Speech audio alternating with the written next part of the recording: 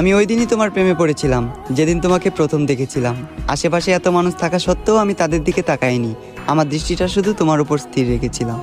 আমি যেদিন তোমাকে প্রথম দেখেছিলাম, কিছু না ভেবে তোমায় এ মনে জায়গা দিলাম এবং করে দিলাম মনের দুয়ার বন্ধ। জেদ ধরলাম আমার শুধু তোমাকে লাগবে, কারণ আমি তোমার প্রেমে অন্ধ। ধীরে ধীরে আসক্ত হয়ে গেলাম আমি তোমার প্রতি। কখনো তুমি আমায় ছেড়ে যাবে না দিয়েছিলে এমন হাজারো মিথ্যে প্রতিশ্রুতি। তবে আমি ধরতে পারিনি তোমার অভিনয়, কারণ তুমি ছিলে অভিনয়ের সেরা, নিখুঁত একজন অভিনেত্রী। আজ আমার এই দুঃখের দিন দেখতে হতো না, তুমি আমার সাথে থাকতে। যদি তোমার জন্য সুসংবাদ, আমি তোমাকে মন থেকে মাফ করে দিয়েছি। তবে তোমার জন্য দুঃখের সংবাদ এটাই, আমি আজও তোমাকে মনে করে কাঁদি।